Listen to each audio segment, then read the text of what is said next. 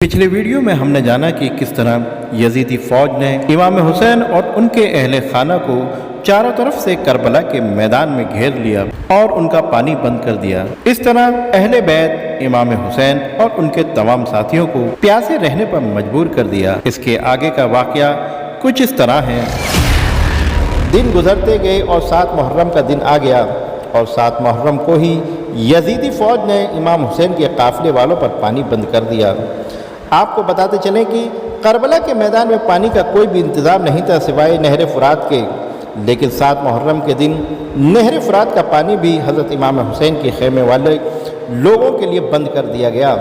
حضرت امام حسین اور ان کے ساتھ موجود تمام نوجوان لوگ تو اس پیاس کو برداشت کرتے رہے، لیکن چھوٹے چھوٹے بچے اور عورتوں کا پیاس کی وجہ سے برا حال ہو چکا تھا۔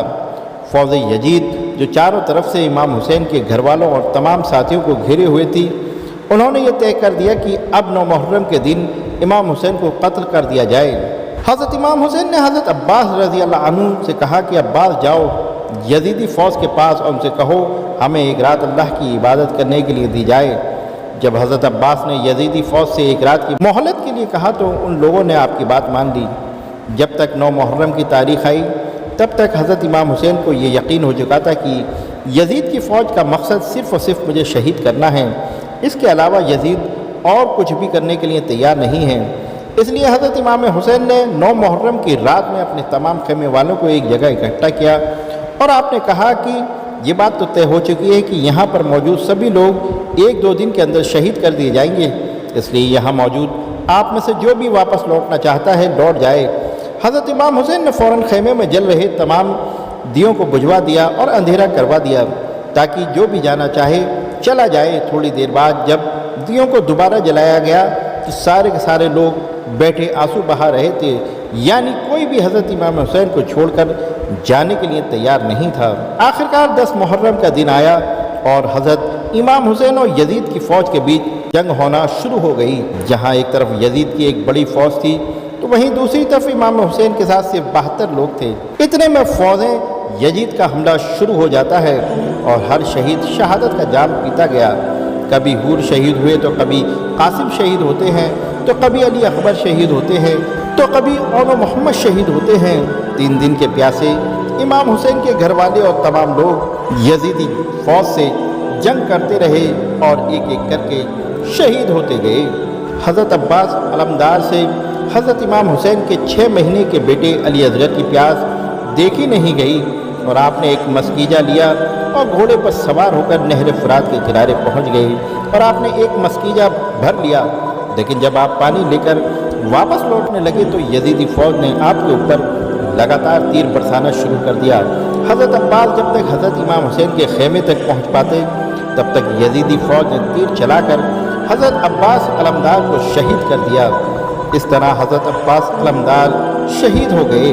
اس طرح ایک ایک کر کے تمام اہل بیت کے نوجوان اور ہاشمی شیر شہادت کا جام پی لیتے ہیں اور دھیرے دھیرے کر کے جب حضرت امام حسین کے سبھی افراد شہید ہو گئے تو اس کے بعد حضرت امام حسین نے خود میدان میں تلوار لے کر نکلنے کا فیصلہ کیا۔ امام حسین اپنی تلوار سے کافی لمبے وقت تک یزیدی فوج کا اکیلے مقابلہ کرتے رہے۔ حضرت امام حسین کے تنہا ہونے کے باوجود بھی آپ کے مقابلے میں کوئی بھی نہیں آنا چاہتا تھا اور اس کی صرف ایک ہی وجہ تھی اور یہ وجہ تھی آپ حضرت علی رضی اللہ عنہ کے بیٹے تھے۔ اس وقت یزیدی فوج کے ایک کمانڈر ابن سعد کو یہ یقین ہو چکا تھا ہم کسی بھی طرح سے حضرت علی کے بیٹے کا مقابلہ نہیں کر سکتے ہیں، اس لیے آپ نے اپنے تمام فوجیوں کو امام حسین کے اوپر ایک ساتھ حملہ کرنے کا آرڈر دیا۔ تمام لوگ حضرت امام حسین پر ایک ساتھ مل کر حملہ کر رہے تھے، لیکن اس کے باوجود بھی امام حسین لگاتار یہ ثابت کر رہے تھے کہ باطل چاہے تعداد میں جتنے بھی ہوں لیکن وہ حق اور سچ کے مقابلے میں بالکل بھی ٹک نہیں سکتے۔ جب حسینیت اور یزیدیت کے بیچ بڑی ہی خطرناک جنگ چل رہی تھی تو اسی بیچ میں نماز عصر کا وقت ہو گیا۔ حضرت امام حسین نے ایسے مشکل وقت اور ایسی زخمی حالت میں بھی عصر کی نماز پڑھنے کا ارادہ کیا۔ آپ نے جیسے ہی نماز پڑھنا شروع کیا یزیدی فوج کو وہ موقع مل گیا جس کا وہ لوگ ایک لمبے وقت سے انتظار کر رہے تھے، یعنی جیسے ہی حضرت امام حسین سجدے میں گئے تب ظالموں نے آپ کی گردن پر تلوار چلا کر آپ کے سر مبارک کو جسم سے جدا کر دیا۔ حضرت امام حسین کی شہادت کے بعد یزیدیوں نے آپ کے سر مبارک کو نیزے پر رکھ کر پورے کوفے میں گھمایا اور آپ کے سر مبارک کو گلی گلی میں گھما کر جلوس نکالا گیا۔ کربلا کی اس جنگ میں حضرت امام حسین کے گھر والوں میں سے صرف آپ کی ایک اولاد ہی بچ سکی تھی، جس کا نام حضرت زین العابدین تھا۔ اس کے علاوہ حضرت امام حسین کے گھر کی تمام عورتوں کو قیدی بنا کر کوفہ لایا گیا۔ بھلے ہی اس دن امام حسین رضی اللہ عنہ کو شہید کر دیا گیا، لیکن آج بھی حضرت امام حسین رضی اللہ عنہ پوری دنیا میں قیامت تک کے لیے زندہ ہیں۔ قتل حسین اصل میں مرغ یزید ہے۔ اسلام زندہ ہوتا ہے ہر کربلا کے بعد۔ کربلا کی جنگ کا انجام دیکھیے، بے گھر یزید ہو گیا، گھر گھر حسین ہے۔